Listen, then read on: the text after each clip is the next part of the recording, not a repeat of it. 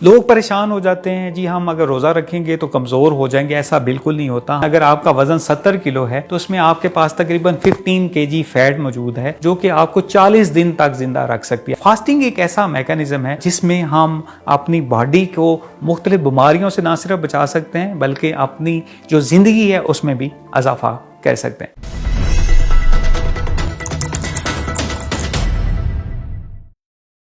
बिस्मिल्लाहिर्रहमानिर्रहीम। मेरा नाम डॉक्टर आफ्ताब अहमद है और मैंने पीएचडी स्टेम सेल बायोलॉजी में की है और पोस्ट डॉक मैंने टिश्यू इंजीनियरिंग में किया है जापान से। आज मैं बात करूंगा द साइंस ऑफ फास्टिंग पे कि फास्टिंग के पीछे या रोज़ा जो हम रखते हैं उसके पीछे क्या साइंस इन्वॉल्व है। इससे पहले हम जो सुनते हैं कि इसका बहुत ज़्यादा अजर है, स्वाब है, वो अपनी जगह पे बिल्कुल ठीक है, इसका बहुत ज़्यादा अजर है। लेकिन बीइंग ए साइंटिस्ट मैंने कुछ अरसे से इस हवाले से काम करना शुरू किया, इस पर रिसर्च की।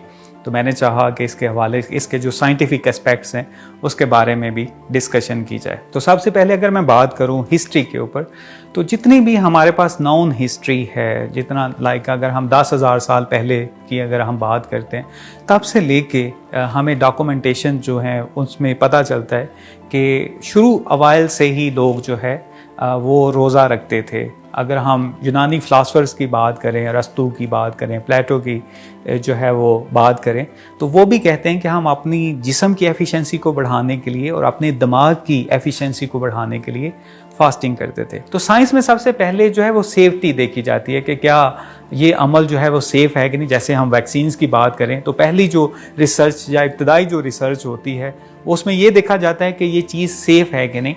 तो जो पहले सेंटर बनाया गया रशिया में, उन्होंने भी इसकी सेफ्टी देखी कि इंसान अगर कुछ दिन फास्टिंग करता है तो उसकी सेहत पे क्या असरात होते हैं, क्या वो बहुत ज़्यादा कमज़ोर तो नहीं कहीं हो जाता और उसमें कोई साइड इफ़ेक्ट तो नहीं आना शुरू हो जाते।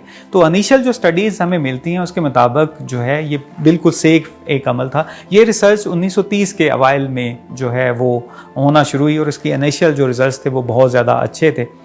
उसके बाद इस सेंटर ने मुख्तलिफ बीमारियों की ट्रीटमेंट के लिए भी जो है वो फास्टिंग की तरफ जो है वो जाना शुरू हुए और उन्होंने ट्रीटमेंट करना शुरू की और जो उनके रिजल्ट्स हैं उसके मुताबिक 2/3 जो डिजीज़ हैं उनको हम ख़त्म कर सकते हैं सिर्फ फास्टिंग के अमल से। अब हम ब्रीफली इसमें बात करेंगे कि हम फास्टिंग में ऐसा एक्चुअली होता क्या है कि हम इन सारी बीमारियों से जो है वो बचना शुरू हो जाते हैं।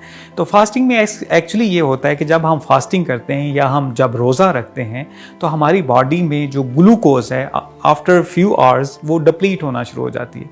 तो ग्लूकोज डिप्लीशन की वजह से हमारी बॉडी में सबसे पहली जो तब्दीली आती है वो तकरीबन 8 घंटों के बाद हमारी जिस्म में ग्रोथ फैक्टर रिलीज़ होना शुरू हो जाते हैं जो कि हमारी बॉडी की ग्रोथ को रेगुलेट करते हैं और बॉडी में ग्रोथ होना शुरू हो जाती है। इसके अलावा जैसे जैसे फास्टिंग का अमल जो है वो आगे बढ़ता है, जैसे हम 16 से 18 घंटे की फास्टिंग करते हैं तो उसमें जैसे ही कोई 12-13 घंटे की फास्टिंग में हम जाते हैं तो हमारे ब्रेन में कुछ ऐसे फैक्टर्स रिलीज़ होना शुरू हो जाते हैं जिससे हमारी ब्रेन की प्रोटेक्शन होती है, ब्रेन में नए सेल्स बनना शुरू हो जाते हैं, हमारे जो सिनेप्टिक प्लास्टिसिटी है वो इन्हेंस होना शुरू हो जाती है। और इसके अलावा जो ब्रेन के अंदर सेल्स के अंदर माइटोकॉन्ड्रिया होते हैं जो कि एनर्जी प्रोवाइड करते हैं वो भी बढ़ना शुरू हो जाते हैं। तो ओवरऑल ब्रेन की हेल्थ जो है वो बहुत तेज़ी से बढ़ना शुरू हो जाती है, ब्रेन की हेल्थ जो है वो बहुत तेज़ी से इम्प्रूव होना शुरू हो जाती है। तो जो हमारी बॉडी में फ़ैट के रिजर्वायर्स होते हैं वो बर्न होना शुरू हो जाते हैं, उस फैट से कीटोन बॉडीज़ बनती हैं। कीटोन बॉडीज़ जो होती हैं वो हमारी बॉडी के लिए बहुत ज़्यादा बेनिफिशियल होती हैं। वो इसलिए बेनिफिशियल होती हैं कि उसमें एंटीऑक्सीडेटिव प्रॉपर्टीज़ भी होती है, वो एक क्लीन फ्यूल है जो कि बॉडी प्रीफर करती है। तो हमारा हार्ट भी कीटोन बॉडीज़ को यूटिलाइज़ करना शुरू हो जाता है जिससे हार्ट की एफिशिएंसी भी बढ़ती है, जिससे हम कार्डियोवैस्कुलर डिजीज़ को इंप्रूव कर सकते हैं। और ब्रेन भी बड़ा उसके प्रीफर करता है कि कीटोन बॉडीज़ जो है वो यूटिलाइज़ करे और इस तरह से ब्रेन की जो एफिशिएंसी है वो भी बढ़ना शुरू हो जाती है। इसके अलावा जो एक बड़ी ख़ास तब्दीली आती है हमारे बॉडी में वो ये है कि हमारा इम्यून सिस्टम जो है वो भी बेहतर परफॉर्म करना शुरू हो जाता है, क्योंकि जितने भी हमारी बॉडी में डेड सेल्स होते हैं या जो अच्छा परफॉर्म नहीं कर रहे होते वो ख़त्म होना शुरू हो जाते हैं और हमारा इम्यून सिस्टम जो दफ़ाई निज़ाम है वो ज़्यादा एक्टिवली उसमें काम करना शुरू हो जाता है। तो हमारी जो बहुत ज़्यादा रिसर्च है फास्टिंग के दौरान, उसने ये प्रूव किया है कि जब हम फास्टिंग करते हैं या जहाँ हम रोज़ा रखते हैं तो हमारी बॉडी में जितने भी स्टेम सेल्स हैं उनका नंबर भी बढ़ना शुरू हो जाता है, जिससे ओवरऑल बॉडी की जो फंक्शनैलिटी है वो इम्प्रूव होना चाहती है। तो जब हम फास्टिंग करते हैं तो हमारी बॉडी में ऑटोफेगी का अमल शुरू होता है, जिससे वो जो कंपोनेंट जो परफॉर्म नहीं कर रहे होते या ऐसी प्रोटीन जो नकारा हो जाती हैं या जिनकी वजह से मुख्तलिफ बीमारियों का, जैसे ब्रेन की हमारी अल्जाइमर्स है, पार्किंसंस है, उसमें प्रोटीन जो है वो माल फंक्शनिंग, वो सही अपना फंक्शन नहीं परफॉर्म कर रही होती। तो इन सारियों को हम क्लियर तब कर सकते हैं जब ऑटोफेगी का अमल होता है। और ऑटोफेगी कब होती है? जब हम फास्टिंग करते हैं तो बॉडी चाहती है कि जो भी इसमें वेस्ट मटेरियल है उसको ब्रेक डाउन किया जाए और उसके कंपोनेंट, जैसे प्रोटीन जब ब्रेक डाउन होगी तो अमीनो एसिड्स बनेंगे, जब शुगर ब्रेक डाउन होगी तो ग्लूकोज बनेगा, तो वो ग्लूकोज हो या अमीनो एसिड्स हो वो बॉडी उसको यूटिलाइज करना शुरू हो जाती है और इस तरह से जो हम अपने फंक्शंस हैं वो बहुत ज़्यादा अच्छी तरह से परफॉर्म करना शुरू हो जाते हैं और ओवरऑल जो बॉडी की हेल्थ है वो इम्प्रूव होना शुरू हो जाती है। लोग परेशान हो जाते हैं, जी हम अगर रोज़ा रखेंगे तो कमज़ोर हो जाएंगे। ऐसा बिल्कुल नहीं होता। हमारी बॉडी में बहुत ज़्यादा एनर्जी स्टोर होती है।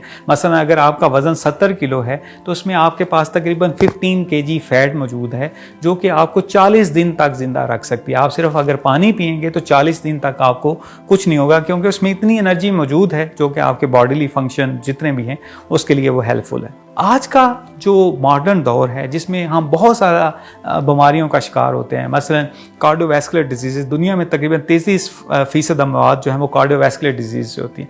17% अमवात जो हैं वो कैंसर की वजह से होती हैं। तो ये मॉडर्न एज की हमारी जो डिजीज़ हैं, अगर हम इन सारी डिजीज़ को प्रिवेंट करना चाहते हैं तो उसका बेहतरीन सलूशन ये है कि आप रोज़े रखना शुरू हो जाएं, क्योंकि रिसर्च कहती है कि अगर आप कंपैरिजन करें, आप अच्छी स्लीप लेते हैं, आप एक्सरसाइज करते हैं, आप वॉक करते हैं, आप मेडिसिन लेते हैं, इन सारों से ज़्यादा इफेक्टिव है अगर आपने ब्लड प्रेशर को रिड्यूस करना है तो आप फास्टिंग का अमल शुरू कर दें।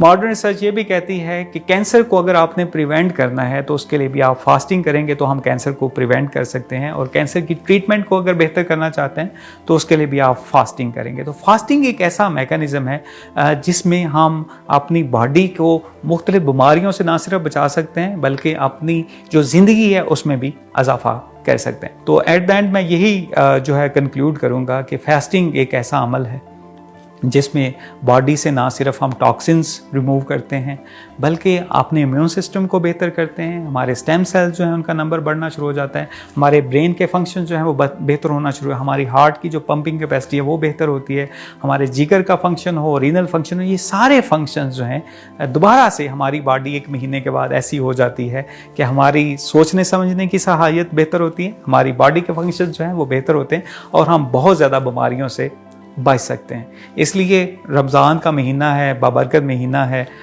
एक माहौल भी ऐसा क्रिएट हुआ है कि सारे लोग रोज़ा रखते हैं।